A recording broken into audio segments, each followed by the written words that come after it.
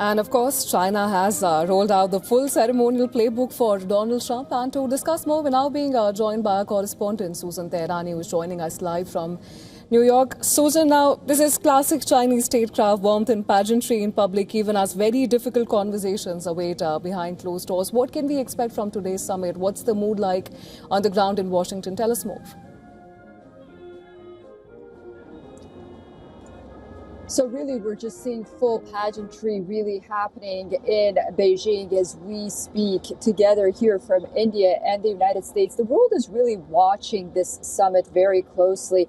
Of course, very high stakes for both countries, but also for the world as well. It happens with the fog of war over this summit between Xi Jinping and President Trump.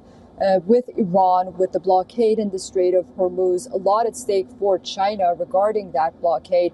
Not only does its export economy rely on the Strait of Hormuz, but also, getting almost 90% of Iranian oil into the country is very noteworthy as well. So, it's not only oil, it's a lot of other aspects in the Strait of Hormuz that President Trump hopes to talk to Xi Jinping about, and possibly for China to play a more effective mediating role in opening the Strait of Hormuz. Now, President Trump says that he's not going to seek any help when it comes to the war in Iran, but it's very important that they do talk about, the waterways, the international waterway, and shipping, the freedom of navigation as well. So that's going to be, of course, on top of the agenda. The issue of Taiwan for China is going to be very important. Taiwan is watching this meeting very closely because it's concerned that ultimately whether or not President Trump is going to give away anything regarding Taiwan in exchange for something happening with the Strait of Hormuz and Iran as well. But President Trump, when he was leaving Washington and going into this meeting, he said trade is on his mind. It is the most important aspect for him. And that really, seeing the tech CEOs joining him on this trip is a testament to how important that is for him. Right now, China has a surplus of import into the United States, flooding American markets. American car makers are suffering. There's been job losses. There really isn't that much of a competition. It's just one way. President Trump hopes that with bringing these tech CEOs, that's going to change and it's going to be a different environment, and perhaps China can open its domestic markets to more American firms. Our colleagues who are on the ground over there say that they see many McDonald's and Starbucks and Apple, of course, these big American companies. But for the average American investor, they still don't trust that they can really do business in China, and that's very important.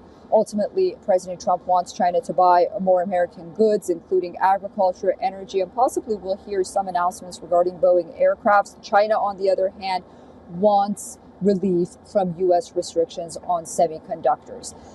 But China holds the cards when it comes to certain rare earth minerals. That's going to be discussed, of course, between the two sides as well. But I think it's very important that prior to this meeting, Scott Bessent went to China and sort of laid the groundworks for these trade talks between the two sides. So if there's going to be any quote unquote deliverables, it might be regarding trade, and then behind closed doors regarding Taiwan and the Strait of Hormuz. Susan, you did mention trade, which is one of the most significant agendas that both the countries are looking to cover. And we know this comes after imposing what many analysts described as a de facto trade embargo on China in early 2025.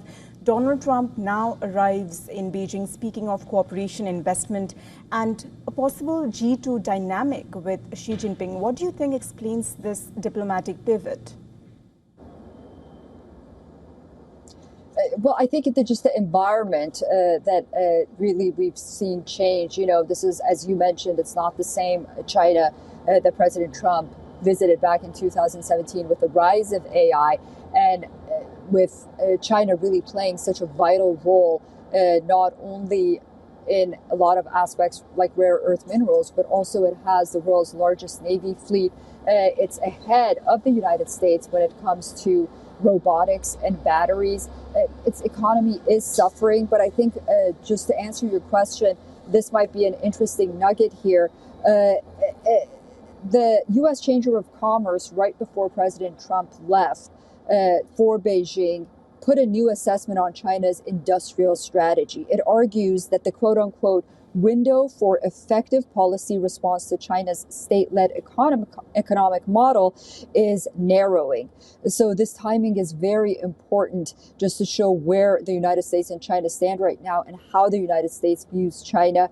This is from the U.S.'s largest business lobbying group. This is a pointed reminder really to President Trump and the world that the case for managed separation has now only grown stronger. So on the one hand, they do want to have a managed separation, but on the other hand, it seems that the fate of these two countries are intertwined one way or the other.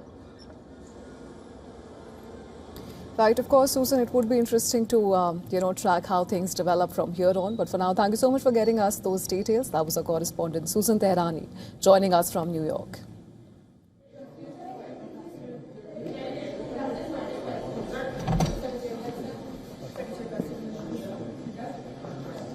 Sorry, sir, you cannot film now. You cannot film now after the two presidents comes. Okay. Yeah, okay.